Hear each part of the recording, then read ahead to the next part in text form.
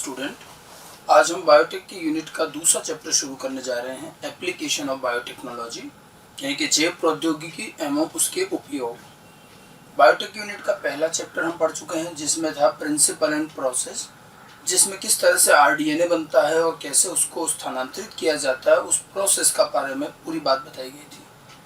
अब हमारा जो अगला चैप्टर है वो है एप्लीकेशन। इस चैप्टर में बेसिकली हम ये देखेंगे कि जीन स्थानांतरण तकनीक से अब तक क्या क्या बनाया गया है, किन किन क्षेत्रों में इसको अप्लाई किया गया है और इनका क्या उपयोग किया जा रहा है। ठीक है, पहले की तुलना में ये दूसरा चैप्टर काफ़ी छोटा सा चैप्टर है और मुख्य रूप से एप्लीकेशंस पर बेस्ड है। अलग अलग फील्ड में इसके एप्लीकेशंस हैं और इसमें कुछ मेन एग्जाम्पल्स आपको ध्यान रखने होंगे। एग्जाम्पल्स वैसे तो एनसीईआरटी में जो दिए हैं वो तो लेंगे ही, लेकिन कुछ एग्जाम्पल ऐसे हैं जो एनसीईआरटी में नहीं दे रखे हैं लेकिन हर बार पूछे गए, तो हम उनको भी साथ में कवर करेंगे। ठीक है, तो एप्लीकेशन ऑफ बायोटेक्नोलॉजी, जैव प्रौद्योगिकी एवं उसके उपयोग के इस चैप्टर में मुख्य रूप से जो हमें एप्लीकेशन पढ़ना है वो कोई पूरी बायोटेक का एप्लीकेशन नहीं है। वो जो एप्लीकेशन है वो आरडीएनए निर्माण जो हमने पढ़ा पिछले चैप्टर में, और जीन स्थानांतरण तकनीक। आरडीएनए निर्माण और जीन स्थानांतरण तकनीक का ही एप्लीकेशन इस चैप्टर में पढ़ना है। ठीक है, और ये जो टेक्निक है अलग अलग कई फील्ड में, कई क्षेत्रों में अप्लाई की जा चुकी है। ठीक है, बायोटेक की इस तकनीक का उपयोग अलग अलग कई क्षेत्रों में हुआ भी है। जैसे उदाहरण के लिए अगर देखें तो ये कृषि या खाद्य विज्ञान में अप्लाई की गई है। पौधों में जीन स्थानांतरण करना बिल्कुल संभव है, इतना मुश्किल भी नहीं है। तो कई तरह के फसलीय पौधों में जीन स्थानांतरण करके हमने ट्रांसजेनिक पौधे, ट्रांसजेनिक फसल बनाई है और उनका उपयोग भी किया जा रहा है। तो एग्रीकल्चर में इस टेक्निक का उपयोग किया गया है। ठीक इसी तरह से चिकित्सा क्षेत्र, दूसरा जो मेजर एप्लीकेशन है वो चिकित्सा क्षेत्र में आता है। इसको हम कई बार बायो फार्मास्यूटिकल्स भी कहते हैं। फार्मास्यूटिकल्स का मतलब है फार्मा साइंस और फार्मा साइंस का मतलब है औषधि निर्माण विज्ञान। तो फार्मा में औषधि निर्माण से संबंधित बातें की जाती है। और बायो फार्मा का क्या मतलब हुआ, जब औषधि निर्माण में सजीवों का उपयोग हो जाए, जीवों का उपयोग करके औषधि निर्माण करना बायो फार्मा है। ठीक है, वैसे तो अगर आप जड़ी बूटी और पौधे यूज कर रहे हैं औषधि के रूप में तो ये भी बायो फार्मा, लेकिन ये नेचुरल है, प्राकृतिक है, इसमें कोई बायोटेक नहीं है। ठीक है, लेकिन आज हम देख रहे हैं कि आज हम पहले जीन स्थानांतरण कर रहे हैं। आज हमने इंसुलिन का जीन बैक्टीरिया में ट्रांसफर कर दिया और बैक्टीरिया से इंसुलिन बनवा रहे हैं। तो किसी जीव से एक ऐसी चीज बनवाना जो आमतौर पर वो नहीं बनाता हो, लेकिन जीन स्थानांतरण करके उससे बनवाई जाती है, ये औषधि के रूप में काम आती है, ये बायो फार्मा कहलाता है। चिकित्सा क्षेत्र में इसके अलावा रोगों के उपचार और रोगों के निदान और कई जगहों पर ये चीज काम आती है। तो इस टेक्निक का, आरडीएनए टेक्निक, जीन स्थानांतरण तकनीक का सबसे प्रमुख जो दो एप्लीकेशन है वो एक तो एग्रीकल्चर और दूसरा चिकित्सा क्षेत्र। एग्रीकल्चर में जब बायोटेक का एप्लीकेशन देते हैं तो कई बार हम इसे ग्रीन बायोटेक भी कहते हैं। इसे ग्रीन बायोटेक भी कहा जाता है। ग्रीन मतलब ये प्लांट से संबंधित हो गया। चिकित्सा क्षेत्र में जब बायोटेक का एप्लीकेशन लेते हैं तो इसको कई बार रेड बायोटेक भी बोल दिया जाता है। रेड जो है चिकित्सा को, मेडिकल साइंस को इंडिकेट करता है। इसी तरह से उद्योगों में और भी कई तरह के अन्य छोटे बड़े उद्योगों में बायोटेक की इन तकनीकों का उपयोग किया जाता है। जो ये ट्रांसजेनिक जीव बने हैं इनका उपयोग होता है। उद्योगों में जब यूज होता है तो कई बार इसे ग्रे बायोटेक्नोलॉजी या वाइट बायोटेक्नोलॉजी भी बोला जाता है। ठीक है, ग्रे और वाइट बायोटेक्नोलॉजी। समुद्र विज्ञान में, समुद्र बहुत अथाह बड़ा संसार है जहाँ मछलियों से लेकर कई प्रकार के शैवाल और पौधे और जंतु हैं, और उनमें भी जीन स्थानांतरण करके नई नई चीजें लाने की कोशिश की जा रही है। जब समुद्र विज्ञान में बायोटेक्नोलॉजी का उपयोग किया जाता है तो इसे कई बार ब्लू बायोटेक्नोलॉजी भी बोल सकते हैं। ब्लू बायोटेक, ब्लू जो है वो पानी से संबंधित रहता है, कलर, ब्लू बायोटेक्नोलॉजी। ऐसे ही एनवायरनमेंट में प्रदूषण नियंत्रण, पर्यावरणीय विज्ञान, बायो रेमिडिएशन एक टर्म लिखिए। बायो रेमिडिएशन का मतलब है जीवों का उपयोग करके प्रदूषण नियंत्रण करना। ठीक है, तो ऐसा भी कोशिश की गई है। इसका भी एक उदाहरण हम आगे चैप्टर में बताएंगे विषय। तो अलग अलग क्षेत्रों में आप देखिए, agriculture, medical science, industries, environment, समुद्र विज्ञान, मेराइन साइंस जिसको कहते हैं, ऐसे और भी कई छोटे बड़े फील्ड हैं जहां हम जीन स्थानांतरण से बने हुए ट्रांसजेनिक जीवों का उपयोग कर सकते हैं। अच्छा, इनमें भी देखिएगा एप्लीकेशन में हमने अभी तक जीन स्थानांतरण से क्या क्या जीव बनाए हैं वो हम बताएंगे। इनमें से कितने वृहद स्तर पर काम आते हैं ये अलग अलग है, क्योंकि इन बायोटेक के इन उत्पादों का कुछ देशों में परमिशन है उपयोग करने की तो कुछ में नहीं है। इसलिए ये जरूरी नहीं कि विश्वव्यापी सब जगह यूज होते हों, कुछ जगह यूज हो रहे हैं, कुछ जगह नहीं हो रहे हैं। हम यहाँ पर क्या क्या बने हैं, क्या क्या चीजें बनी हैं, उस पर ध्यान देंगे। उनमें से कुछ बड़े बड़े स्तर पर काम भी आ रही हैं, कुछ नहीं भी आ रही है अभी। ठीक है, तो बायोटेक्नोलॉजी के एप्लीकेशन के इस पूरे चैप्टर की जो शुरुआत है, मैं बेसिकली ये बताना चाह रहा हूँ कि जीन स्थानांतरण करके सर्वप्रथम तो हम एक ट्रांसजेनिक जीव तैयार करेंगे। फिर इस ट्रांसजेनिक जीव को उपयुक्त परिस्थितियां देकर इसका संवर्धन करेंगे, इससे उत्पाद बनवाएंगे, उत्पादन करवाएंगे। और जो उत्पाद बना, फिर वो हमने आपको डाउनस्ट्रीम प्रोसेसिंग बताई थी, उसके बाद उस उत्पाद को उपयोग करने लायक स्थिति में बदलेंगे और फिर वो हम उपयोग करेंगे। और ये उपयोग जो है अलग अलग कई फील्ड में किया गया टेक्नोलॉजी। आप एनसीईआरटी में जब इस चैप्टर की शुरुआत करेंगे तो शुरुआत में थोड़ी बहुत यही बातें लिखी हैं। मैं एनसीईआरटी भी आपको साथ साथ बताता चलूँ। तो एनसीईआरटी के अंदर आप देखो, चैप्टर की शुरुआत में ही आपको यही बेसिक चीज मिलेगी, जैव प्रौद्योगिकी एवं उसके उपयोग, ये आपका चैप्टर है। ठीक है, इसमें जो ये शुरुआत का पैराग्राफ दे रखा है, इसमें बायोटेक की एप्लीकेशन को लेकर के जनरल बातचीत लिखी है। ये 3 पॉइंट दिए हैं। सबसे पहले लिखा उन्नत जीवों जैसे सूक्ष्म जीव या एंजाइम के रूप में उत्प्रेरक का निर्माण करना। इनकी भाषा समझने वाली बात है। उन्नत जीव, जीन स्थानांतरण करके कुछ अच्छे जीव बनाएं, सूक्ष्म जीव बनाएं, उनसे फिर या तो एंजाइम प्राप्त करें। मतलब जैसे एक एंजाइम काम करता है और कोई चीज उत्प्रेरक की तरह कार्य करवाता है, ऐसे ही हमारे ये जीव, ये सूक्ष्म जीव भी हमारे लिए कुछ कार्य करेंगे। तो पहले तो इन जीवों को तैयार करना जीन स्थानांतरण से। ठीक है, ये जीव, ये जो भी सूक्ष्म जीव है, ये हो सकता है कुछ काम करे एंजाइम की तरह। ठीक है, उसके बाद में क्या, उत्प्रेरक के सर्वोत्तम परिस्थितियों का निर्माण करना। अब जो हमने ये जीव बनाए, इन जीवों को यहाँ उत्प्रेरक भी कह रहे हैं बार बार। अब इनको ये अच्छे से वृद्धि कर सके, इसके लिए इनको अच्छी परिस्थितियां प्रदान करना ताकि ये उत्पाद बनाए। और तीसरा पॉइंट है अनुप्रवाह प्रक्रमण तकनीक, मतलब वो डाउनस्ट्रीम प्रोसेसिंग का प्रोटीन और कार्बनिक यौगिक को शुद्धिकरण में उपयोग करना। फिर हम डाउनस्ट्रीम प्रोसेसिंग से उस प्रोटीन को शुद्ध रूप में अलग करके और उसको उपयोग करेंगे। इस तरह से वही एप्लीकेशन दी हुई है। ठीक है, अब इन सारी एप्लीकेशंस में से हमें इस चैप्टर में 2 एप्लीकेशन पर ही मुख्य रूप से जोर दिया गया है, agriculture application and medical application. और ये देखिए, पहला लिखा कृषि में जैव प्रौद्योगिकी का उपयोग, एग्रीकल्चर में किस तरह से बायोटेक काम आएगी। तो सबसे पहले ग्रीन बायोटेक्नोलॉजी, एग्रीकल्चर में बायोटेक का उपयोग, यही दे रखा है। तो हम इन सारे अलग अलग क्षेत्रों में से एग्रीकल्चर और मेडिकल 2 पे बात करेंगे। चैप्टर में हमें यही 2 चीजें दी हुई, बाकी चीजें बहुत नगण्य हैं।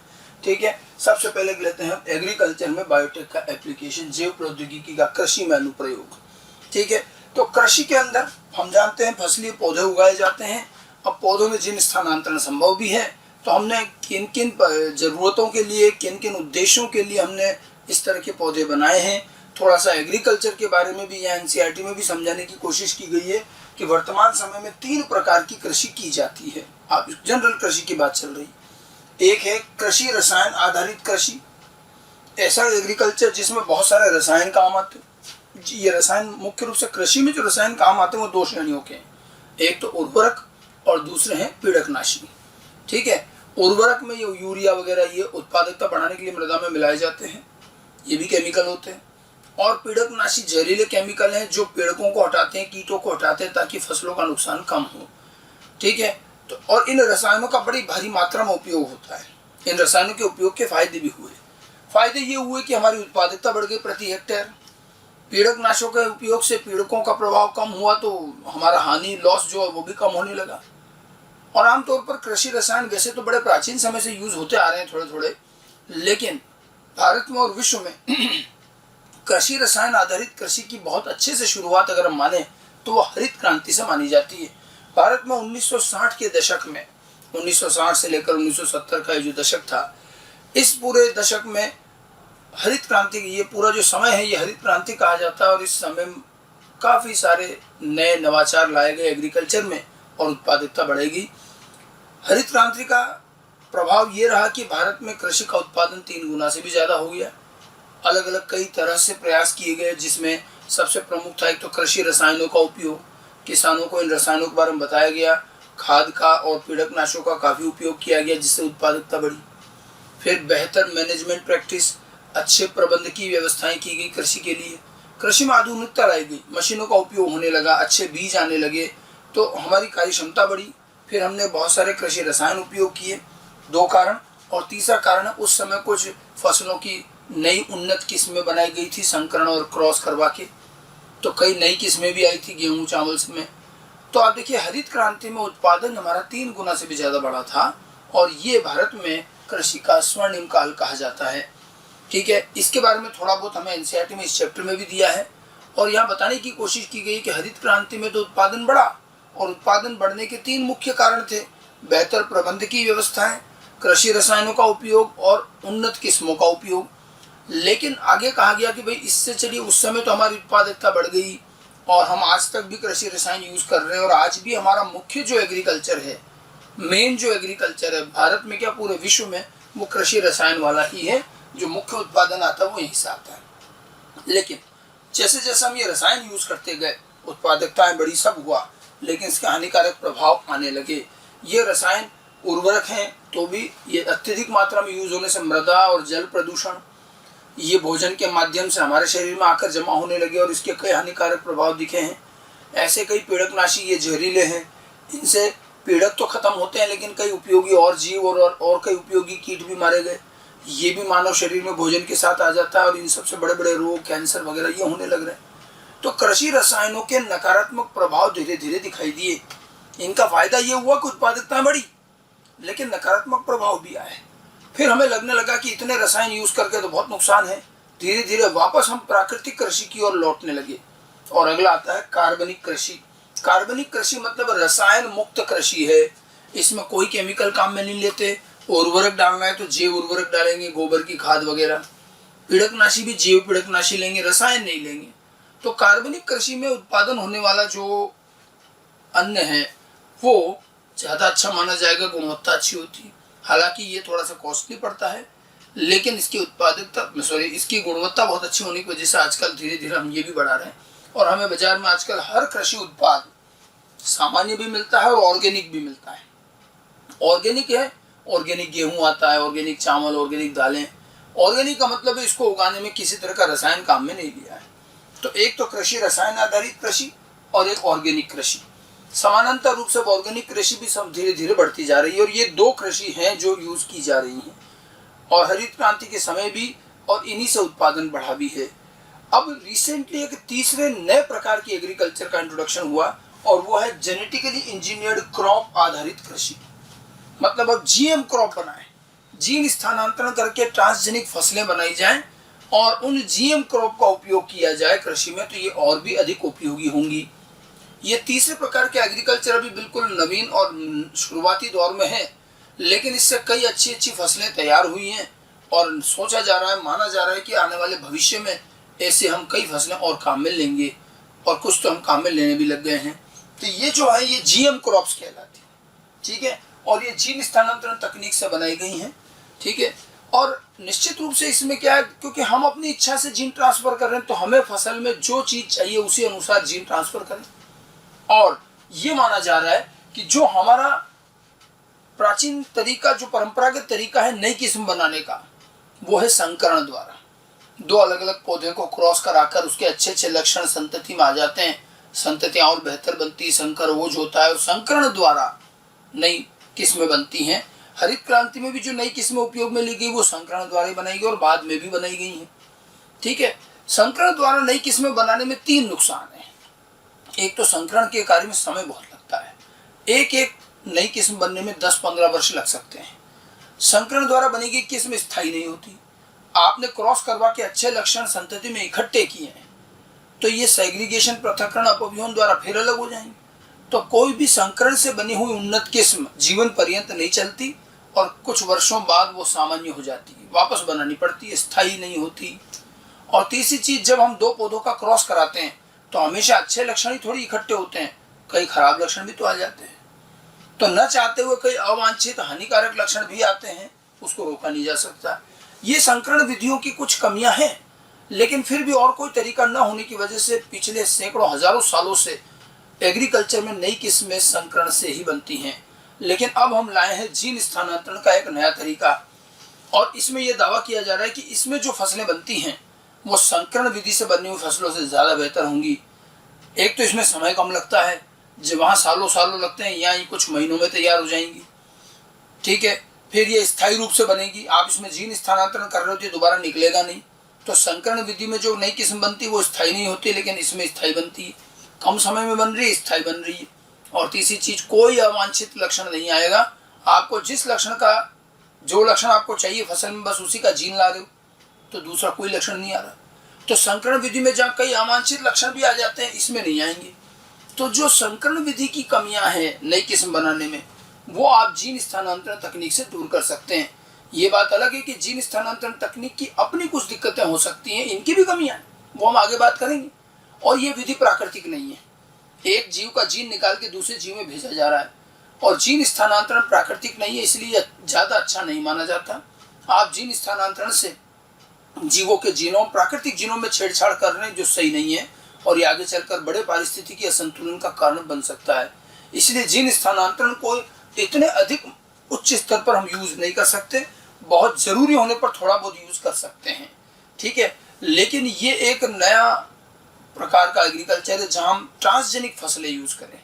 इन फसलों को जब हम भोजन के रूप में काम में लेंगे तो ये GMF कहलाती हैं। GMF का मतलब है जेनेटिकली मॉडिफाइड फूड, ठीक है।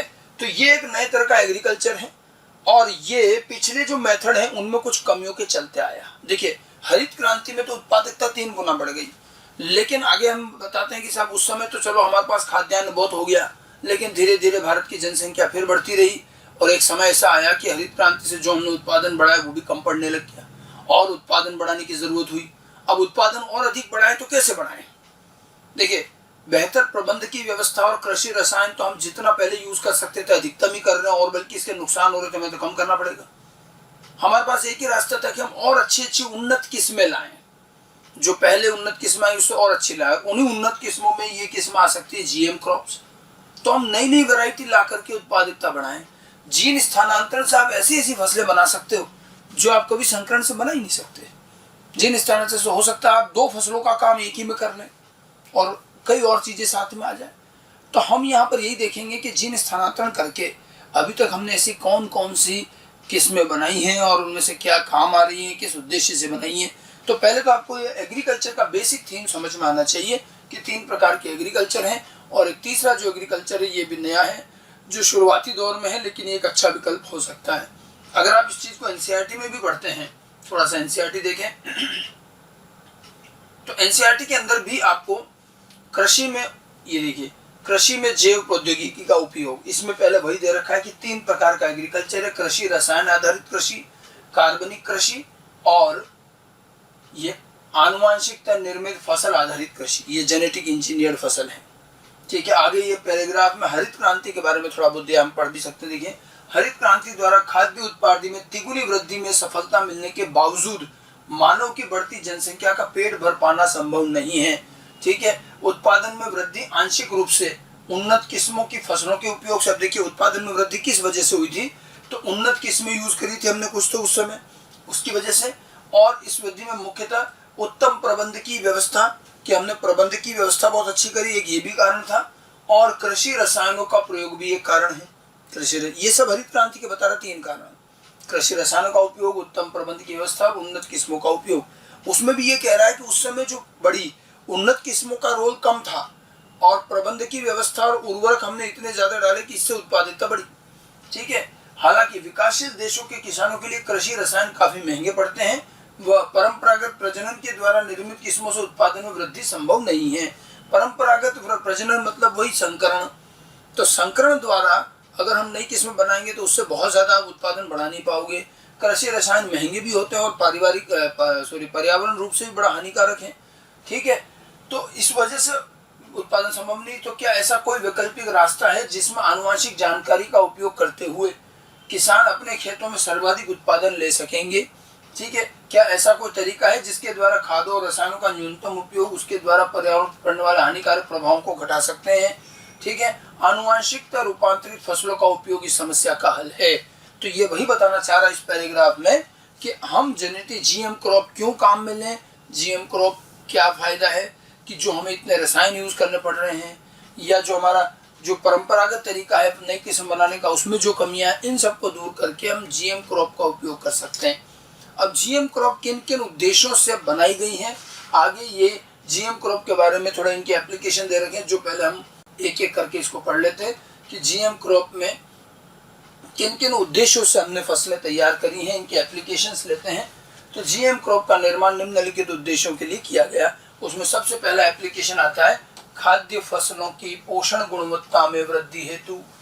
जो हमारी खाद्य फसलें हैं, ठीक है, और हर फसल में कोई न कोई पोषक गुणवत्ता तो होती है, कोई किसी से कार्बोहाइड्रेट मिल रहा है, किसी से प्रोटीन, किसी से कुछ और, ठीक है। तो उनकी पोषक गुणवत्ता, न्यूट्रिशनल क्वालिटी बढ़ाएं। हम फसलें वही काम में ले, लेकिन अब उसमें थोड़ा पोषण गुणवत्ता बढ़े, उच्च, ज्यादा मात्रा में विटामिन, ज्यादा मात्रा में प्रोटीन, ज्यादा मात्रा में कार्बोहाइड्रेट। हम अगर ये पोषक गुणवत्ता बढ़ा लेंगे तो भी हो सकता है हमें कम फसलों में ही हमारा काम हो जाए और हमें पूरा पोषण मिलने लग जाए। पोषक गुणवत्ता वृद्धि में हमारे पास दो बड़े अच्छे उदाहरण हैं। देखिए, आपको हर एप्लीकेशन में एक एक दो उदाहरण ध्यान रखने हैं बस, और केवल एक ही एप्लीकेशन है लास्ट में लेंगे जो थोड़ा डिटेल में है।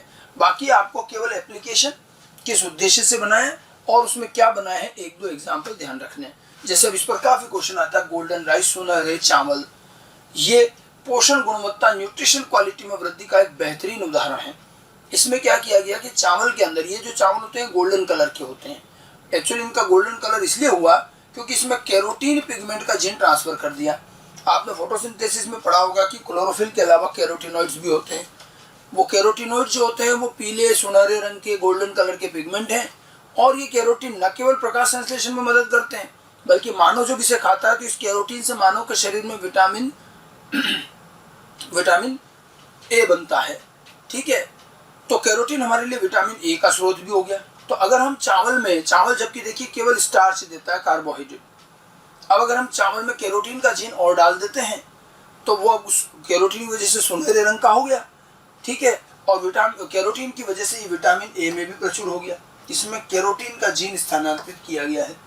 अब ये सुनहरे चावल जितना स्टार्च पहले देते थे उतना ही स्टार्च तो अभी भी दे रहे, लेकिन कार्बोहाइड्रेट स्टार्च के साथ साथ अब इससे विटामिन ए भी मिलने लग गया।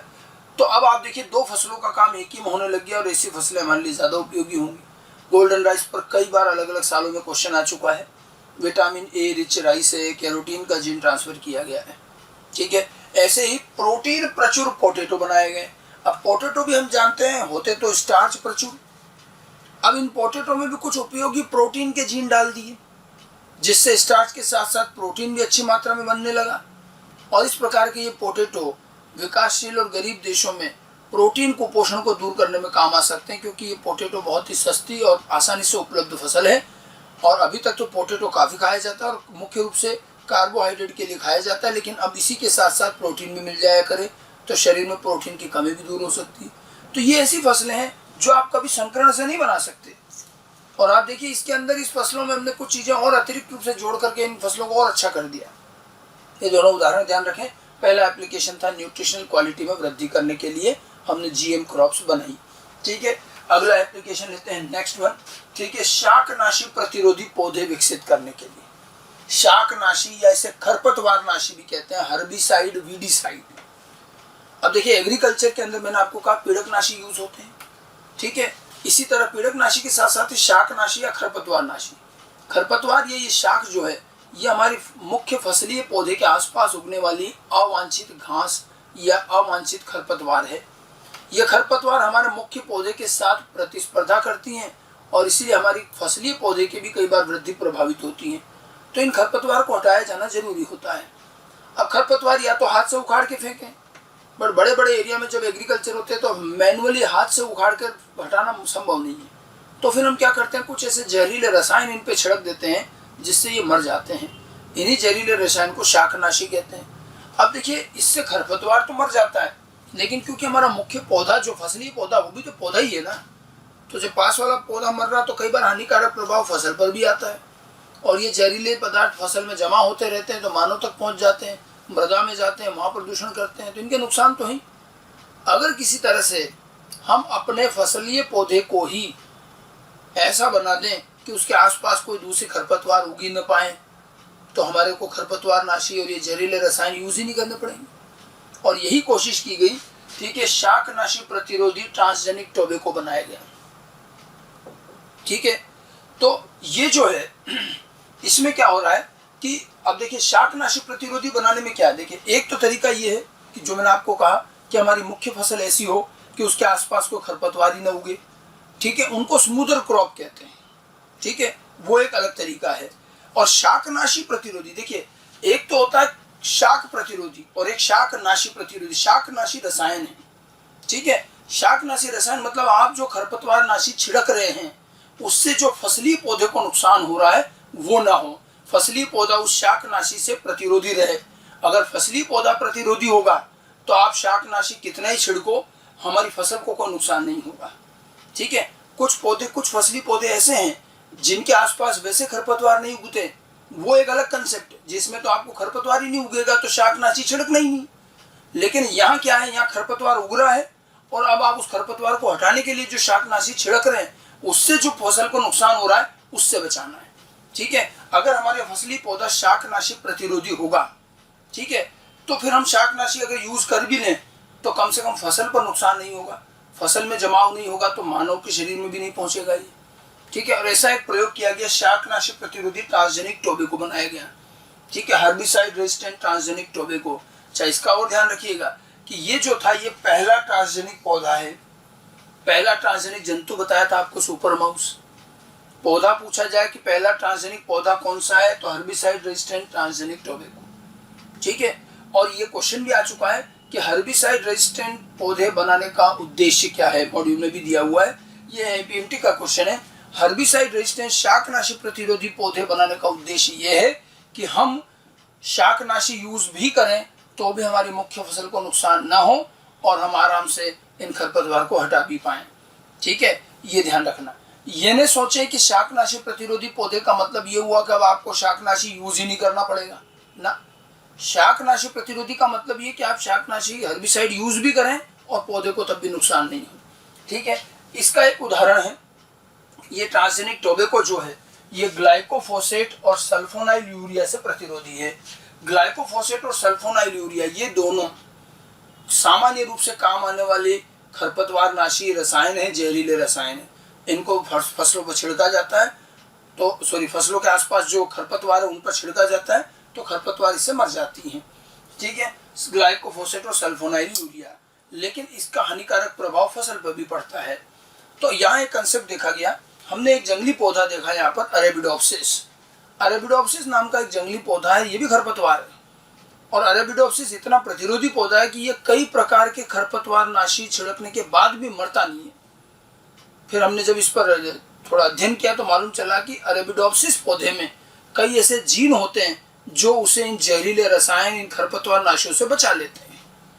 तो अब हमारे दिमाग में एक आइडिया आया कि चलो ये तो खरपतवार है, इसको तो हमें हटा नहीं, लेकिन इसके अंदर कुछ जीन ऐसे हैं जो इसको बचा रहे हैं। इधर हम जब खरपतवार नाशी छिड़क रहे हैं तो हमारी मुख्य फसल खराब हो रही है, तो हम क्यों नहीं ये जीन इस अरेबिडोप्सिस से निकाल कर अपनी फसल में डाल लें। क्या फायदा हुआ, फसल में जब ये जीन आ जाएंगे तो फसल भी इस खरपतवार नाशी से प्रतिरोधी होगी। तो अब आप अगर इन शाकनाशी को यूज कर भी रहे हैं तो फसल को नुकसान नहीं है, जैसे अरेबिडोप्सिस को कुछ नहीं होता वैसे फसल को भी कुछ नहीं होगा। तो अरेबिडोप्सिस से एक जीन निकाल करके इन फसल टोबैको में डाला गया, ये पहला उदाहरण था। इनमें अरेबिडोप्सिस पौधे का एएलएस जीन स्थानांतरित किया गया। एएलएस जीन जो है ये एक एंजाइम बनाता है, एसिटोलैक्टेट सिंथेटेज, और ये एसिटोलैक्टेट सिंथेटेज एंजाइम ग्लाइकोफोसेट और सल्फोनाइल यूरिया को नष्ट कर देता है और पौधे में इसके हानिकारक प्रभाव नहीं होते। तो प्राकृतिक रूप से मिलने वाला एक पौधा अरेबिडोप्सिस, जिसके अंदर ये से कुछ जीन थे जो पौधे को इन शाकनाशियों से प्रतिरोधी बना देता है, उनके उस अरेबिडोप्सिस का वो जीन एएलएस निकाला और टोबैको में और बाद में अन्य फसलों में डाला गया, जिससे कि तंबाकू की फसल और बाकी अन्य फसलों को हम जो खरपतवार नाशी, जो जहरीले रसायन यूज कर रहे हैं उससे बचाया जा सके, ठीक है। और इसका उद्देश्य ये है कि अब अगर आप बड़े वृहद स्तर पर खरपतवार नाशी यूज करते भी हो तो भी कम से कम फसल में हानिकारक प्रभाव नहीं होंगे। और ये पहली ट्रांसजेनिक फसल भी थी, याद रखिएगा, ठीक है, शाकनाशी प्रतिरोधी पौधे। एक और एप्लीकेशन लेते हैं, अगला, अजैविक तनावों के प्रति प्रतिरोधकता विकसित करने के लिए पौधों में, फसलों में अजैविक तनाव के प्रति प्रतिरोधकता। अजैविक तनाव का तात्पर्य क्या है? अजैविक का मतलब है जिसमें जीव शामिल ना हो, जैसे हम इकोलॉजी में पढ़ते हैं अजैविक कारक, जैविक कारक, एबायोटिक फैक्टर, बायोटिक फैक्टर। तो अजैविक कारक है मतलब यहाँ पर जैविक कारक नहीं है, और प्रकृति के कुछ ऐसे अजैविक तनाव, तनाव का मतलब है प्रतिकूल परिस्थितियां, तो कुछ ऐसी वातावरण की प्रतिकूल परिस्थितियां हैं जो हमारी कृषि को बहुत नुकसान करती हैं, जैसे कि सूखा पड़ जाए, कहीं बाढ़ आ जाए, पाला पड़ जाए अत्यधिक ठंड में, या मृदा में लवणता बढ़ जाए। आप देखेंगे ये वो चीजें हैं जो कहीं ना कहीं हर वर्ष होती हैं। कहीं सूखा पड़ गया तो कहीं पानी बहुत ज़्यादा आ गया, बाढ़ आ गई, तो कहीं ठंड बहुत ज़्यादा हो गई, इससे फसलें खराब हो गई, पाला पड़ना कहते हैं। कभी मृदा में लवणता बढ़ जाती है। तो ये वो कारक हैं जिसको हम अजैविक कारक कहेंगे। ये प्रकृति के वो अजैविक कारक हैं जिनसे हमारी फसलों में काफ़ी नुकसान होता है, एग्रीकल्चर में इनकी वजह से काफ़ी लॉस होता है। ठीक है, तो क्यों ना हम जीन ट्रांसफ़र करके कुछ ऐसी प्रतिरोधी फसलें बनाएं जो इन परिस्थितियों में भी अपने आप को बनाए रखे और खराब ना हो, नष्ट ना हो। जैसे आपने कभी सोचा कि मान लो किसी क्षेत्र में बाढ़ आ गई, पानी भर गया कई दिन तक, और आप देखोगे जैसे बाढ़ आती है तो खेतों में जो फसलें उग रही वो सबसे पहले बर्बाद हो जाती है। लेकिन क्या उस क्षेत्र की सारी वनस्पति खत्म हो जाती है? नहीं। कई जंगली पौधे जो वैसे उग रहे हैं इधर उधर, पानी भरा हुआ है कई दिन तो भी खड़े हैं, उनको कुछ नहीं हो रहा। हमारी फसलें बर्बाद हो गई, लेकिन जंगली पौधे यूं के यूं खड़े हैं। अगर आप गौर करें तो आप देखेंगे जंगली पौधों में इस प्रकार की प्रतिकूल परिस्थितियों से लड़ने की क्षमताएं होती हैं। किसी साल बाढ़ आ गई और अगले साल मान लो सूखा ही पड़ गया, तो वो पौधा उसी जगह खड़ा है, जंगली पौधा, वो बाढ़ में भी खड़ा है और सूखे में भी खड़ा है, वो इन सब परिस्थितियों को झेल रहा है। तो हमारा ध्यान गया कि अगर इन प्राकृतिक पौधों को, इन जंगली पौधों को अध्ययन करें तो इनमें से हमें कुछ ऐसी मैकेनिज्म, ऐसे जीन मिल सकते हैं जो इन प्रतिकूल परिस्थितियों में इनको जिंदा रखते हैं। और अगर हम उन जीन को अपने फसल में ट्रांसफर कर दें तो हमारे फसली पौधे भी सूखा पड़ने और बाढ़ आने जैसी स्थितियों में खराब नहीं होंगे। और जो हर साल लाखों का जो नुकसान होता है इन अजैविक और इन परिस्थितियों की वजह से, ये बचाया जा सकता है। तो उद्देश्य यहाँ पर यही है कि ऐसे प्रतिरोधी किस्म, बाढ़ प्रतिरोधी पौधे, सूखा प्रतिरोधी पौधे, लवणता प्रतिरोधी पौधे, ऐसे प्रतिरोधी पौधे बनाए जाएं, फसलें बनाई जाएं, और जो जहाँ जिन एरिया में हर साल लगभग बाढ़ आती रहती है वहाँ बाढ़ प्रतिरोधी पौधे लगाए जाएं, ताकि फसलों का नुकसान कम हो और उत्पादकता बनी रहे। जहाँ सूखा ज़्यादा पड़ता है वहाँ सूखा प्रतिरोधी फसलें उगाई जाएं। तो ये चीज़ें बनाना एक बड़ा अच्छा कॉज है, बड़ा अच्छा एप्लीकेशन है। और इसमें हमारे पास एक उदाहरण भी है, लवणता प्रतिरोधी ट्रांसजेनिक टोमेटो। लवणता प्रतिरोधी टोमेटो ये ऐसी टमाटर की किस्म है जो उच्च लवणता वाली मृदा में भी उग जाता है। आमतौर पर उच्च लवणता की वाली मृदा में कोई फसल उगती नहीं है, लेकिन ये उग जाता है। ठीक है, इसके अंदर क्या किया गया, एक जीन स्थानांतरण किया गया और ये जीन लाया गया है प्राकृतिक रूप से लवण वाली मृदा में उगने वाले लवणोद्भिद से। हेलोफाइट्स कहते हैं, लवणोद्भिद हेलोफाइट्स। ये वो होते हैं जो समुद्र के आसपास के किनारों में और जो स्वाम्पी मार्शी एरिया में, दलदली क्षेत्रों में और लवणी क्षेत्रों में उगते हैं। और इनमें ऐसी कई क्रियाविधि मिलती है जिससे कि मृदा में इतना लवण, इतना सॉल्ट होने के बाद भी वो पौधे उग जाते हैं, लवणोद्भिद कहते हैं। उनसे हमने एक जीन निकाला और वो जीन इस टमाटर में ट्रांसफर किया गया। उस जीन का प्रभाव ये रहा कि उस जीन की वजह से टमाटर की कोशिका झिल्ली में सोडियम प्रोटॉन एंटीपोड पंप बढ़ गए। हमारी कोशिका झिल्ली में ऐसे गेट होते हैं जहाँ से आयन का आना जाना लगा रहता है, इसको चैनल कहते हैं। सिम्पोर्ट, एंटीपोड फिजियोलॉजी में पढ़ाए जाते हैं।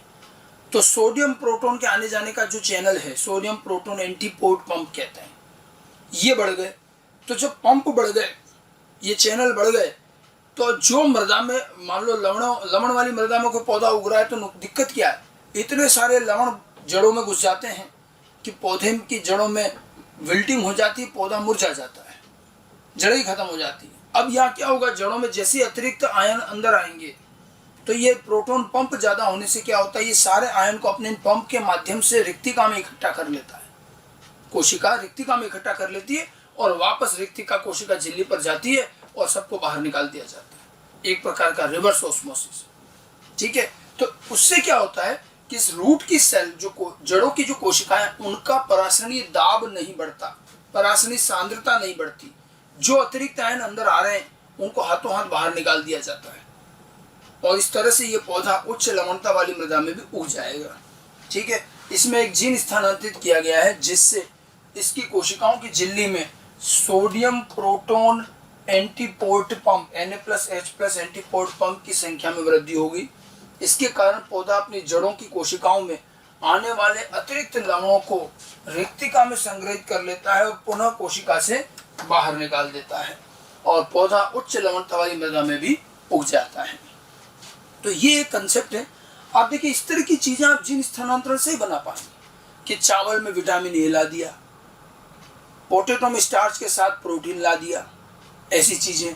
तंबाकू के पौधे को या पौधों को हमने शाकनाशी खरपतवारनाशी से प्रतिरोधी बना दिया, या अब हम सूखा, बाढ़ जैसे और लवणता जैसी परिस्थितियों में पौधे को उगाने की कोशिश कर रहे हैं।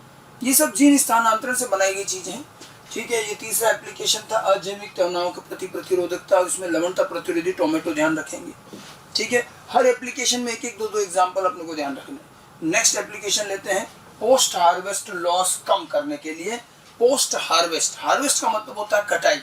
जब फसलें पूरी तरह से तैयार हो जाती है तो उसको कटाई होती है, उसको हार्वेस्टिंग कहते हैं।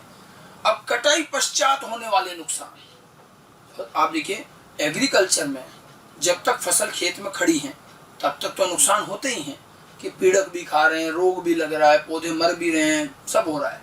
लेकिन एक बार जब फसल कट गई, उसके फल बीज जो भी हम काम में लेते हैं वो हमने निकाल लिए, उसके बाद नुकसान कम होते हैं, लेकिन होते हैं, कुछ तो होते हैं। अब कटाई पश्चात जो नुकसान हो रहे हैं, इतनी मेहनत से फसल उगाई, अच्छे से सारी फसल तैयार हो गई, और जब हमने काट भी ली और बाद में जाकर नुकसान का भंडारण करने में नुकसान हो गया। तो कुछ जीन स्थानांतरण तकनीक का उपयोग करके ये भी कोशिश की गई है कि हम कटाई पश्चात होने वाले इन नुकसानों को बचाएं या कम करें। ठीक है, इसके लिए हमारे पास एक बड़ा अच्छा उदाहरण है कि हमने देखा है कि कटाई पश्चात नुकसान कहाँ और किस में ज़्यादा होते हैं। तो आप देखिए जिन फसलों के आप बीज काम में लेते हैं, जैसे गेहूँ, चावल, मक्का, जिनके आप बीज काम में ले रहे हो, उनमें कटाई पश्चात के नुकसान ज़्यादा नहीं होते, क्योंकि बीज एक शुष्क संरचना है, आराम से रखी जा सकती है, स्टोर कर लो, भंडारण कर लो, खराब नहीं होती। लेकिन कई ऐसी फसलें हैं जिनके हम बीज नहीं फल काम में लेते हैं, और देखा गया है कि जिन फसलों के फल काम में लिए जाते हैं उनमें ये कटाई पश्चात हानि सबसे ज्यादा होती है। कारण समझ में आया? फलों के साथ समस्या क्या है?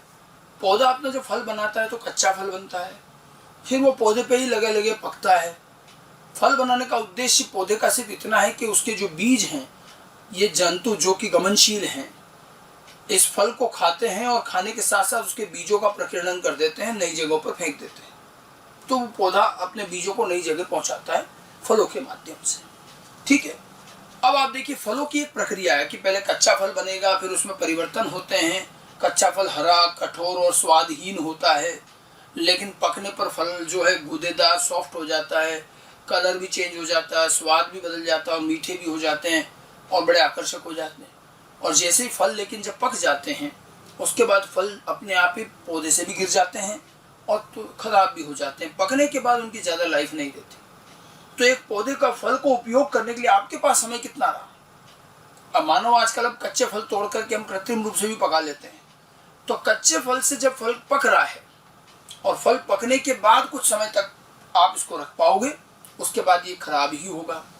इसलिए आप देखिए कई बार गोदामों में पड़े पड़े ही चीज़ें खराब हो जाती हैं, इधर से उधर परिवहन कर रहे हैं, रास्ते में खराब हो जाते हैं।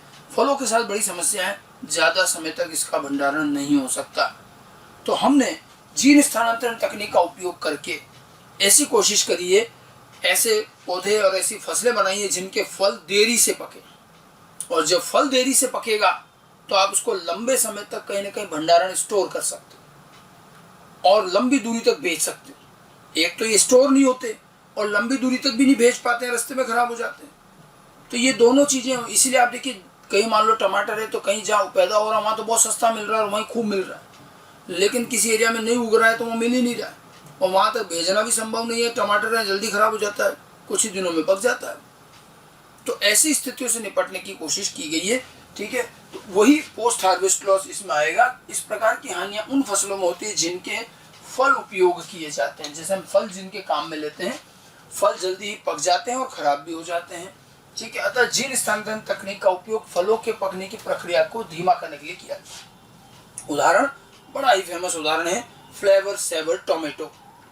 फ्लेवर सेवर टोमेटो टमाटर की एक किस्म है जो जीन स्थानांतरण तकनीक से बनाई गई और ये बहुत धीरे धीरे पकती है और इसलिए इसका लंबे समय तक भंडारण कर सकते हैं और ये लंबी दूरी तक भेजी भी जा सकती है।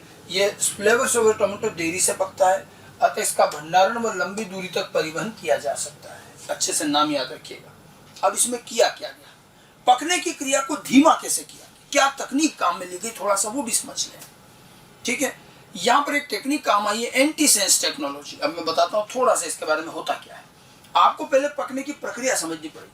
फलों के पकने में एक बहुत बड़ा जो चेंज आता है वो आता है कि कच्चा फल कठोर होता है, पका हुआ फल गूदेदार सॉफ्ट हो जाता है। और आप जानते हैं ऐसा क्यों हुआ? ठीक है, इसका रंग, स्वाद, गंध ये सब बदलता है।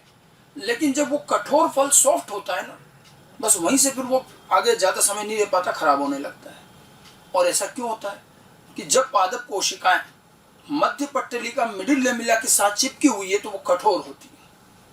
और होता यह है कि जब फल पकने लगता है तो पौधे के अंदर कुछ जीन का प्रदर्शन बढ़ जाता है और उनका एंजाइम ज्यादा बनने लगता है और ये एंजाइम फल को पकने में मदद करते हैं। ये वो एंजाइम है जो कोशिकाओं के बीच की फलों में कोशिकाओं के बीच की मध्य पट्टलिका को डिसॉल्व कर देते हैं। एक नाम है पॉलीगैलेक्टोयूरेनेज और एक है पैक्टिनेज। मिडिल लेमिला पैक्टिन की बनी है।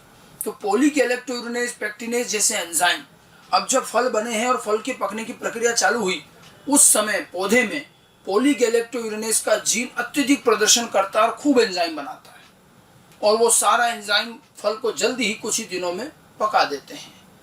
ठीक है, अब हमें समझ में आया कि अगर हमें पकने की क्रिया धीमी करनी है तो पकने के दौरान जो ये पॉलीगैलेक्टोयूरेनेज का जो जीन है, अगर इसकी गति, इसके प्रदर्शन को धीमा कर दें तो कम मात्रा में एंजाइम बनेगा। कम बनेगा तो फल धीरे धीरे पकेगा और धीरे धीरे पकेगा तो कई दिन तक चलेगा। ठीक है, और यही इसमें किया गया है कि इन पौधों में राइपनिंग एंजाइम पॉलीगैलेक्टोयूरेनेज के जीन के प्रदर्शन को एंटीसेंस तकनीक द्वारा धीमा किया गया। इस जीन के प्रदर्शन को पूरा रोका नहीं है, एंजाइम बनेगा बट कम मात्रा में बने, प्रदर्शन धीमा।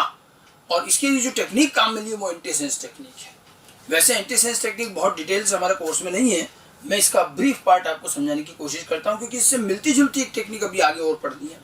ठीक है, तो पहले तो समझ में आया पोस्ट हार्वेस्ट लॉस का मतलब फलों के पकने की क्रिया को धीमा करना, जिससे कि जो फलीय पौधे हैं उनको फलों को हम लंबे समय तक यूज कर पाए।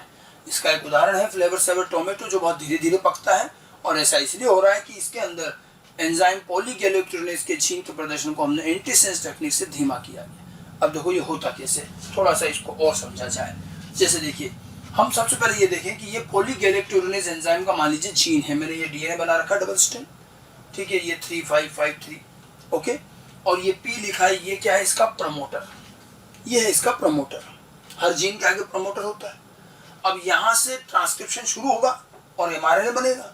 ठीक है, ट्रांसक्रिप्शन कौन से स्ट्रैंड से बनेगा, एमआरएनए कौन से स्ट्रैंड से बनता है, एमआरएनए बनता है 5 से 3 दिशा में, तो 3 से 5 स्ट्रैंड ये ऊपर वाला, इससे एमआरएनए बनेगा पूरक। अब ये ट्रांसक्रिप्शन आप ऑलरेडी पढ़ चुके, और जिस स्ट्रैंड से आरएनए बनता है उसको एंटीसेंस कहते हैं। मैंने लिख रखा है एंटीसेंस स्ट्रैंड, 3 से 5 वाला। ठीक है, और जो 5 से 3 उसको सेंस कहते हैं। और ये जो एमआरएनए है इसका अनुक्रम किससे मैच करता है, तो जो 5 से 3 वाला स्ट्रैंड और ये 5 से 3 एमआरएनए, इन दोनों का अनुक्रम सेम रहता है, केवल थायमिन यूरेसिल का अंतर। और ये एमआरएनए एंटीसेंस स्ट्रैंड का पूरक रहेगा, ये तो हम पहले जानते हैं। मैंने लिख रखा इसका अनुक्रम सेंस स्ट्रैंड के समान होता है। तो जितने भी हमारे प्राकृतिक जीन हर हैं, हम में है, पौधों में, सभी देखा जाए तो इन जीन को हम कई बार सेंस जीन भी कहते हैं। तकनीकी लैंग्वेज में, टेक्निकल लैंग्वेज में हर जीन अपने आप में क्या कहलाता है, सेंस जीन, क्योंकि उस जीन का एमआरएनए जीन के सेंस स्ट्रैंड से मैच करता है, इसलिए इनको सेंस जीन भी बोल देते हैं। ठीक है, इतनी बात समझ में आई। अब हम क्या करते हैं, कृत्रिम रूप से इसका एक एंटीसेंस जीन बनाते हैं। अब हम कृत्रिम रूप से ऐसा जीन बनाएंगे जिसका एमआरएनए आपके इस जीन के एंटीसेंस से मैच करे। सेंस से तो मैच कर ही रहा है, अब कैसे करेंगे, वो एंटीसेंस से कैसे मैच करवाएं, तो क्या करते हैं, प्रमोटर। अब जीन कृत्रिम रूप से बनाएंगे और प्रमोटर यहाँ के बजाय यहाँ रख दें, इस प्रमोटर को उठा के इधर कर दिया, तो अब इधर से स्थानांतर, इधर से ट्रांसक्रिप्शन होगा। मतलब या तो प्रमोटर के रेस्पेक्ट में जीन को पलट दो या प्रमोटर यहाँ ले आओ। देखिए मैंने इसलिए 3 5 ये सफेद रंग से लिखे, ये हरे रंग से लिखे। अब मैंने एक कृत्रिम जीन बनाया, ये रहा, ठीक है। और ये प्रमोटर जो इधर लिखा था व्हाइट, अब ये इधर ले लिया, देखो ये यहाँ आ गया प्रमोटर। ये जीन कृत्रिम रूप से बनाया, ठीक है। अब आप देखो यहाँ से प्रमोटर इधर है तो इधर से ट्रांसक्रिप्शन शुरू होगा, और जो 3 से 5 स्ट्रैंड होगा उसी से तो एमआरएनए बनेगा। तो अब इधर से चलेगा तो ये देखो ये 3 से 5 ये वाला स्ट्रैंड है, तो इससे तो एमआरएनए बना, ठीक है। अब ये एमआरएनए जो ये 5 से 3 है उससे मैच करेगा, और उस जीन के हिसाब से देखें तो ये 5 से 3 तो एंटीसेंस स्ट्रैंड था। मतलब ये जो एमआरएनए होगा इसका अनुक्रम ओरिजिनल जीन, वो वाला जीन ओरिजिनल जीन के एंटीसेंस स्ट्रैंड से मैच करेगा, इसके समान होगा। समझ में आया कैसे? जो नॉर्मल जीन है उसका एमआरएनए सेंस स्ट्रैंड से मैच करता है। हमने प्रमोटर इधर रख दिया तो अब आरएनए सेंस स्ट्रैंड से बन रहा है, और सेंस स्ट्रैंड से आरएनए बन रहा है तो उसका सीक्वेंस एंटीसेंस से मैच करेगा। तो ये कृत्रिम रूप से बनाते हैं, केवल प्रमोटर बदल देते हैं। तो प्रमोटर बदलने के बाद जो जीन एमआरएनए बना रहा है, इस कृत्रिम जीन का एमआरएनए ओरिजिनल जीन के एंटीसेंस से मैच करेगा, इसलिए इस जीन को एंटीसेंस जीन कहते हैं, और ये कृत्रिम रूप से तैयार किया जाता है, ठीक है। तो किसी भी प्राकृतिक जीन का हम एंटीसेंस जीन बना सकते हैं। हर प्राकृतिक जीन सेंस जीन होता है जो जीवों में पाया जाता है। एंटीसेंस कैसे बनाएंगे? केवल उसके प्रमोटर की पोजीशन को रिवर्स कर देंगे। अब ये हमारा हो गया वांछित जीन, इसको हमने टमाटर के पौधे में डाल दिया।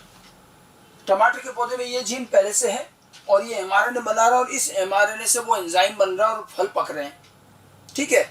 इधर हमने ये वाला जीन, वांछित जीन टमाटर में भेज दिया। अब ये जीन भी जाकर के अपना आरएनए बनाएगा। अब कोशिका के अंदर, केंद्रक के अंदर इस जीन का भी एमआरएनए बन रहा है, इसका भी बन रहा है। अब देखो ये एमआरएनए और ये एमआरएनए क्या होगा? ये एमआरएनए दोनों जो हैं एक दूसरे के पूरक होंगे पूरक। ये सेंस से मैच कर रहा है, ये एंटीसेंस, ये एक दूसरे के पूरक होंगे तो ये पेयरिंग कर लेते हैं, तो इनमें युग्मन हो जाता है, ये पेयरिंग करते हैं। पेयरिंग करने से क्या हो जाएगा? डबल स्ट्रैंडेड आरएनए बनता है। दोनों आरएनए पेयरिंग कर जाते हैं तो एक डबल स्ट्रैंडेड आरएनए बनेगा, और डबल स्ट्रैंडेड आरएनए जो है ये यूकैरियोटिक केंद्रक में नष्ट हो जाता है। यूकैरियोटिक सेल के केंद्रक में डबल स्ट्रैंडेड आरएनए को रखा नहीं जाता, में नष्ट कर दिया जाता है। तो ये एमआरएनए, ये पूरा डबल स्ट्रैंडेड आरएनए नष्ट हो जाता है। अब देखिए इसके नष्ट होने से क्या हुआ? दोनों आरएनए एक दूसरे से पेयरिंग करते हैं, डबल स्ट्रैंडेड आरएनए बनता है। ध्यान रखना यूकैरियोट में डबल स्ट्रैंडेड आरएनए नहीं चलता, तुरंत इसके टुकड़े कर दिए जाते हैं, ये नेचुरल पार्ट है। तो ये नष्ट हो गया। नष्ट होने में क्या हुआ? हमारे वांछित जीन का आरएनए भी गया, और उसने वो तो नष्ट हुआ ही हुआ, साथ में इसने इस नेचुरल जीन के आरएनए को भी नष्ट कर दिया। तो जो एमआरएनए इसका केंद्रक से बाहर जाकर पॉलीगैलेक्टोयूरिनेज एंजाइम बनाता, वो बाहर नहीं जा पाया, और अंदर ही अंदर हमारे इस जीन के एमआरएनए ने इसको यहीं एंगेज करके नष्ट कर दिया। तो ज्यादातर एमआरएनए तो यहीं कहीं केंद्रक में नष्ट होते जाएंगे, थोड़े बहुत कुछ एमआरएनए बच के बाहर आ जाएंगे। थोड़े बहुत कुछ एमआरएनए अगर बच के बाहर आ भी गए तो थोड़ा बहुत एंजाइम बनेगा। हम भी यही चाहते हैं कि एंजाइम थोड़ा बहुत ही बने, जिससे पकने की क्रिया चले, लेकिन धीमे धीमे चले, और ज्यादातर एमआरएनए अंदर ही नष्ट कर दिए जाते हैं। अब देखो यहाँ भी जीन स्थानांतरण हुआ ना, ये वांछित जीन है हमारा। अब ये एक ऐसा जीन स्थानांतरण है जिसमें हमारा स्थानांतरित वांछित जीन स्वयं कोई प्रोटीन नहीं बना रहा, इसका एमआरएनए किसी अन्य प्राकृतिक जीन के एमआरएनए को नष्ट कर रहा है, खुद भी नष्ट हो रहा है और उसके एमआरएनए को भी नष्ट कर रहा है, जिससे उसका एंजाइम निर्माण धीमे हो जाता है, और एंजाइम निर्माण धीमे होने पर पकने की क्रिया धीमी हो जाएगी। ये पूरी टेक्निक एंटीसेंस टेक्निक कहलाती है। आपको यहाँ ये ध्यान रखना है, हर जीन अपने आप में एक सेंस जीन है, क्योंकि उसका एमआरएनए हमेशा सेंस स्ट्रैंड से मैच करता है। फिर जब उस जीन का हम प्रमोटर उल्टा कर दें तो फिर वो अब एक कृत्रिम जीन है, और उससे जो आरएनए बनेगा वो ओरिजिनल जीन के एंटीसेंस से मैच करता है, इसलिए उसको एंटीसेंस जीन बोलते हैं। तो ये एक नया तरीका है जीन स्थानांतरण से पौधे में राइपनिंग एंजाइम के जीन के प्रदर्शन को धीमा करके पौधे में फल के राइपनिंग की प्रक्रिया धीमी की गई और नुकसान बचाए गए। तो ये फ्लेवर सेवर टोमेटो के निर्माण का तरीका और उसकी में जो टेक्निक काम आई है वो ध्यान रखें। इस पूरे को एंटीसेंस टेक्निक कहते हैं। तो एक बड़ा अच्छा एप्लीकेशन और बिल्कुल डिफरेंट एप्लीकेशन। ठीक है, आगे चलते हैं, अगला एप्लीकेशन लेते हैं। अगला एप्लीकेशन है बायो फार्मास्यूटिकल कंपाउंड बनाने में। अब बायो फार्मा अभी शुरुआत में बताया था, मतलब औषधि निर्माण, और औषधि निर्माण में जीवों का इस्तेमाल, जिसके नाम के आगे बायो लग गया मतलब जीव काम आ रहे हैं। तो अब यहाँ जीवों के उपयोग द्वारा औषधियाँ बनाई जाए, बायो फार्मा। अब वैसे देखा जाए तो औषधियाँ और फार्मा का काम तो चिकित्सा का है, तो ये तो मेडिकल एप्लीकेशन है, और हम पढ़ रहे हैं एग्रीकल्चर एप्लीकेशन, वहाँ ये क्या कर रहा है? तो एग्रीकल्चर एप्लीकेशन में भी हम औषधि निर्माण को ला रहे हैं, मतलब ये चिकित्सा और कृषि दोनों का कंबाइंड एप्लीकेशन बायो फार्मा। देखिए, जीवों द्वारा औषधि प्राप्त करना कोई नया काम नहीं है। हमारा जितना आयुर्वेद, होम्योपैथ, ये सब पौधों से ही औषधियाँ ला रहा है, तो ये भी बायो फार्मा है। ठीक है, बायो फार्मा में दो भाग हैं। एक तो क्या है कि जीवों का प्राकृतिक इस्तेमाल करना बायो फार्मा है, और ये कोई दिक्कत नहीं, इसमें प्रकृति में कोई समस्या नहीं है, आराम से कर सकते। और एक ये है कि जीवों में जीन स्थानांतरण करके उसको ट्रांसजेनिक बनाकर फिर औषधि बनाना, ये नया बायोटेक का तरीका। और इसमें थोड़ी दिक्कत है कि जीव को ट्रांसजेनिक बनाना पड़ रहा है, जीन स्थानांतरण करना पड़ रहा है, लेकिन तब भी किया गया। अब आप और देखिए, बायो फार्मा जो बायोटेक के थ्रू हो रहा है, उसमें भी हमने औषधि निर्माण के जीन ज्यादातर सूक्ष्म जीवों में डाले। इंसुलिन का जीन ई कोलाई में डाला, तो इसका फायदा क्या? देखो, ई कोलाई में जीन स्थानांतरण आसान है, तो आराम से हो गया। लेकिन इसमें एक नुकसान क्या है? अब इस ई कोलाई से अगर आपको इंसुलिन चाहिए, तो उस ई कोलाई का बायो रिएक्टर में वृहद स्तर पर संवर्धन करना पड़ेगा। अब बायो रिएक्टर में अगर आप संवर्धन करवाएंगे, तो ये कार्य इतना आसान नहीं है, और आपको इसमें अच्छा खासा खर्चा भी होगा। टिश्यू कल्चर और बायो रिएक्टर में उत्पादन कराना खर्चीला कार्य है, और जो उत्पाद बनेगा उसकी कॉस्ट भी ज़्यादा आएगी, और खूब ध्यान रखना पड़ता है, जरा सा भी कहीं कंटामिनेशन हो गया, कल्चर खराब हो जाता है। तो जहाँ सूक्ष्म जीवों में जीन स्थानांतरण आसान है, लेकिन उन सूक्ष्म जीवों से औषधि बनाना संवर्धन के थ्रू बायो रिएक्टर में, ये खर्चीला और मेहनत का कार्य है। तब एक दिमाग में बात आई कि हम जरा इस उत्पादन के काम को थोड़ा आसान कर दें, तो हमारी कॉस्ट भी कम हो जाएगी, औषधि भी कम दरों में मिलेगी और आसानी से मिलेगी। तो सोचा गया कि क्यों न औषधि निर्माण के जीन बैक्टीरिया जैसे सूक्ष्म जीवों में डालने की बजाय कृषि में काम आने वाले पौधों में डाल लो, तो उससे तो कई फायदे। अगर पौधे में औषधि निर्माण का जीन भेज दिया, तो आपको कोई बायो रिएक्टर का कल्चर का खर्चा ही नहीं करना। वो पौधा वैसे ही एग्रीकल्चर में बड़े बड़े खेतों में उगाया जा रहा है, वहीं उगाएंगे, तो हमारा कोई एक्स्ट्रा काम तो हुआ ही नहीं। हम तो पहले भी उस पौधे को उगा ही रहते, खेती तो कर ही रहे, तो बस वो खेती के साथ साथ पौधा उगा दिया और बड़े बड़े हजारों हेक्टेयर में उगाया। तो जितना उत्पादन आपके बायो रिएक्टर में नहीं हो सकता, उससे कहीं गुना ज़्यादा बाहर होगा। और एग्रीकल्चर तो हम पहले भी कर रहे थे, वैसे ही कर रहे हैं, तो कोई एक्स्ट्रा काम नहीं है। और इन सारे पौधों में पौधा भी बड़ा हो रहा है, फसल भी लग रही है, और इन पौधों के अंदर हमारा वो औषधि भी बनती जा रही है और इकट्ठी हो रही है। तो उत्पादन में खर्चा जीरो हो गया। बस हमें क्या करना, बाद में इस पौधे में से उस औषधि को अलग करना है। अब ये औषधि उसके बीज में, उसके फल में, कहीं भी हो सकती है, पत्तियों में हो सकती है। हमारा सिर्फ खर्चा क्या आया? पौधे से औषधि अलग करने का, उत्पादन का कोई खर्चा नहीं। जबकि पहले बायो रिएक्टर मेंटेन करके खर्च पूरा संवर्धन करना है। अच्छा, लास्ट में बायो रिएक्टर में से भी तो उत्पाद तो अलग करना ही पड़ता है, डाउन स्ट्रीम प्रोसेसिंग। तो वो काम तो वहां भी होता है, वो यहाँ भी हो जाएगा कि पौधे में से अलग कर लेंगे। तो खाली डाउन स्ट्रीम का ही तो खर्चा हुआ ना, उत्पादन का खर्चा जीरो। ठीक है, और ज्यादा आसान है। पौधे बड़े जीव हैं, तो उनको उगाना करना सब आसान है। कोई संवर्धन नहीं करना है, कोई ऐसी लैब और ऐसी परिस्थितियां नहीं बनानी, तो बहुत आसान हो जाता है।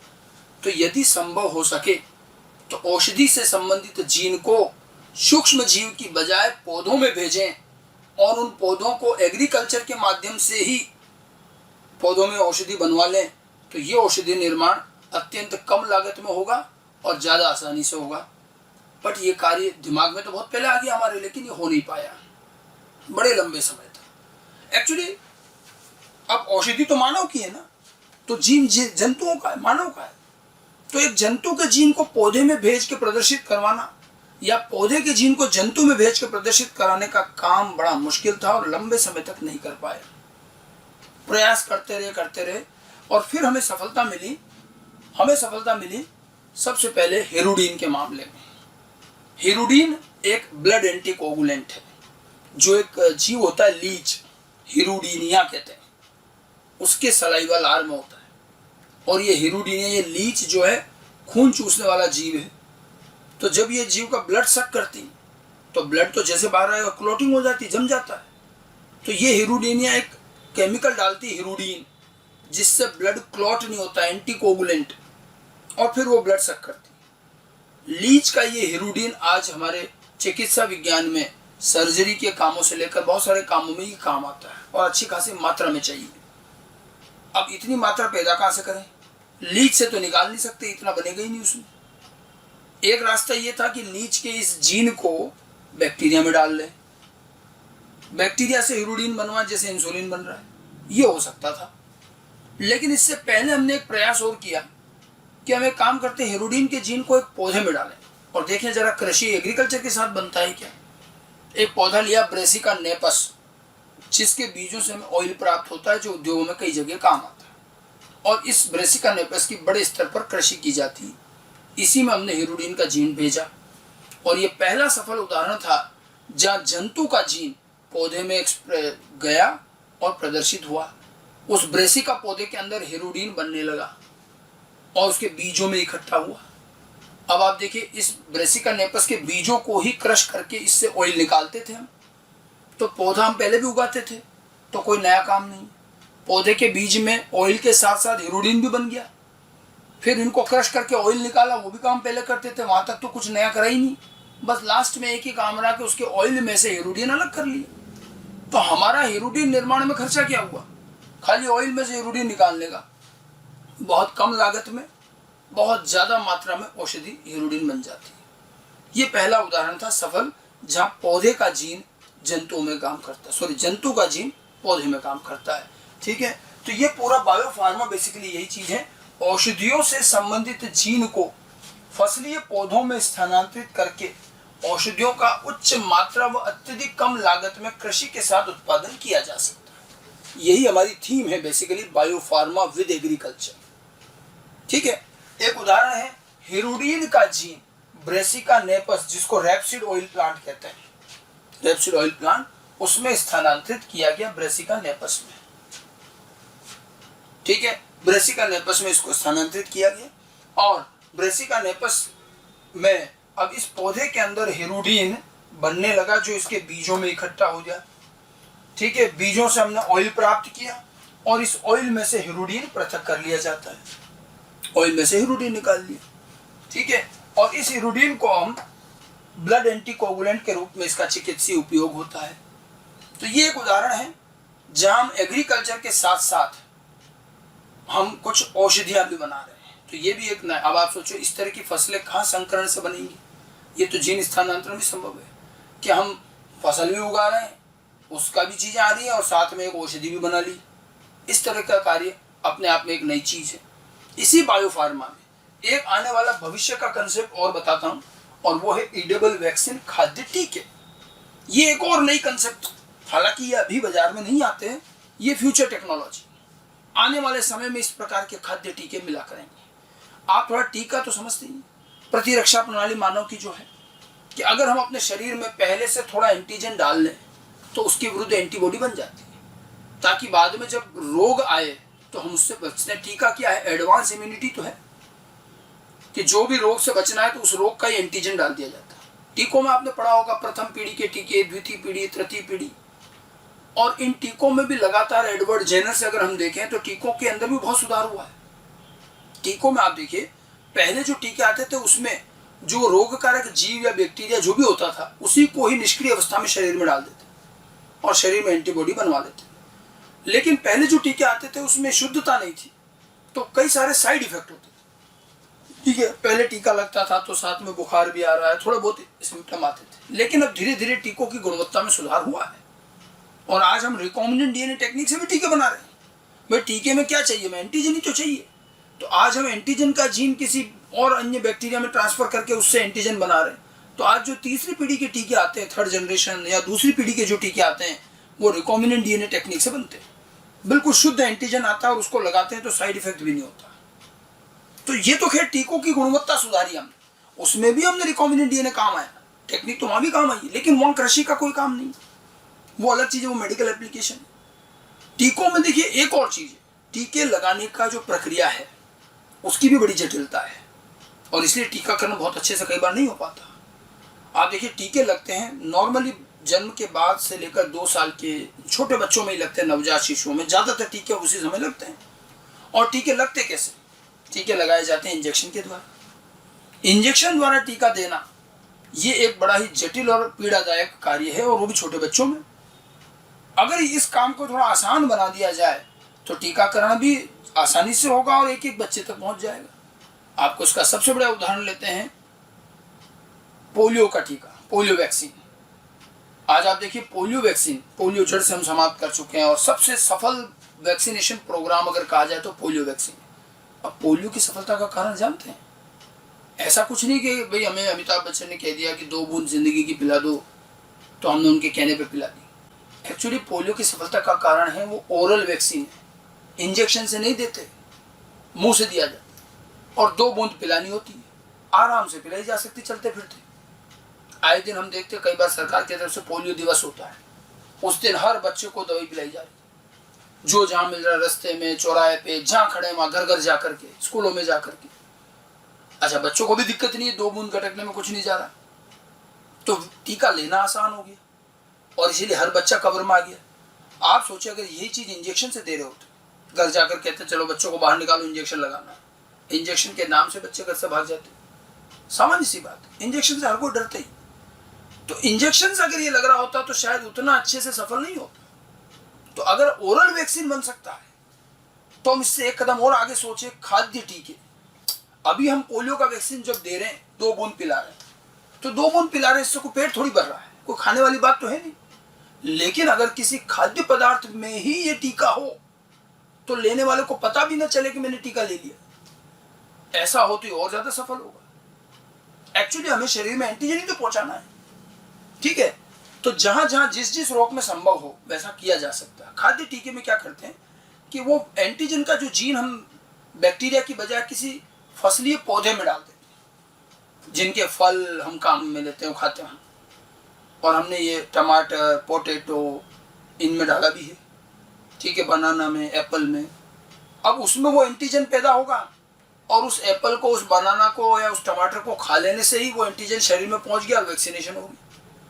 मतलब बच्चे को हमने एप्पल बांटा, उसने एप्पल खाया, एप्पल खाने के साथ साथ उसमें रोटी का भी लग गया, खाने के साथ हो रहा है। तो उत्पादन भी आसान हो गया, क्योंकि अब हमने क्या करा, पौधों के साथ उत्पादन कर रहे हैं, तो एग्रीकल्चर में बड़े वृहद स्तर पर उत्पादन होगा, तो खर्चा कुछ नहीं आना उत्पादन का। और फिर हमें पौधे में से उसको अलग भी नहीं निकालना है। भाई औषधि में लास्ट में चलो पौधे में से निकालनी पड़ रही है, वो भी नहीं निकालनी, तो और खर्चा कम। और उस पौधे के भाग को खा लेने से वैक्सीनेशन हो रहा है, तो खाने के साथ हो रहा है तो और आसान हो गया लेना भी। तो खाद्य टीके निश्चित रूप से बेहद सफल रहेंगे और इस पर काफी काम चल भी रहा है। लेबोरेटरी लेवल पर ऐसे कुछ खाद्य टीके विकसित किए भी गए हैं। हेपेटाइटिस, कोलेरा, डायरिया, इनके विरुद्ध जो एंटीजन चाहिए उनके जीन हमने विभिन्न पौधों में डाले हैं, उनमें ये बने भी हैं, और ये चीजें खाली खिलाने से ही वैक्सीनेशन हो जाया करेगा। तो ये और सफल चीज है। अब जैसे देखिए लेबोरेटरी लेवल पर अगर हम देखें तो ट्रांसजेनिक बनाना एवं ट्रांसजेनिक टोमेटो, इनमें कोलेरा और हेपेटाइटिस के लिए एंटीजन का जीन ट्रांसफर किया है और इनको खिलाने से कोलेरा और हेपेटाइटिस के विरुद्ध प्रतिरक्षा आ जाएगी। ट्रांसजेनिक शुगर बीट फुट और माउथ रोग के लिए है, ट्रांसजेनिक बनाना, ट्रांसजेनिक पोटैटो डायरिया के लिए है। तो ये अभी लेबोरेटरी लेवल पर सफल हुए हैं, लेकिन इनमें अभी बहुत काम बाकी है, कार्य चल भी रहा है और आने वाले निकट भविष्य में इस प्रकार के टीके मिल सकते हैं जिनमें बच्चों को भोजन के साथ, खिलाने के साथ ही वैक्सीनेशन हो जाएगा, ना कोई इंजेक्शन लगाने की ज़रूरत है ना कुछ नहीं। ये वैक्सीन बहुत कम दाम में भी मिलेंगे, क्योंकि एग्रीकल्चर के साथ अगर औषधि बनती है तो वृहद मात्रा में बनती है, उत्पादन कॉस्ट कम हो जाती है। और साथ में इस टीके को तो खैर हमें पौधे से अलग भी नहीं करना है, तो इसका खर्चा और कम होगा। और पौधे के भागों को, इन फलों को खिलाने मात्र से वैक्सीनेशन हो रहा है तो आसानी से भी हो जाएगा। तो ये जीन स्थानांतरण तकनीक का एक फ्यूचर कंसेप्ट है और निश्चित रूप से चिकित्सा क्षेत्र में भी बहुत बड़ा काम आने वाला है। तो यहाँ ये जो बायोफार्मा वाला जो एप्लीकेशन था, ये एग्रीकल्चर और मेडिकल का कंबाइंड एप्लीकेशन है। ठीक है, आप देखिए अभी तक हमने आपको एग्रीकल्चरल एप्लीकेशन में कुल मिलाकर 5 एप्लीकेशन बताया और आपने देखा होगा कि जीन स्थानांतरण से जिस प्रकार की फसलें बनी हैं ये अपने आप में अद्वितीय अलग ही प्रकार की है। इनको हम जो हमारे परंपरागत संकरण विधि उससे कभी नहीं बना पाएंगे।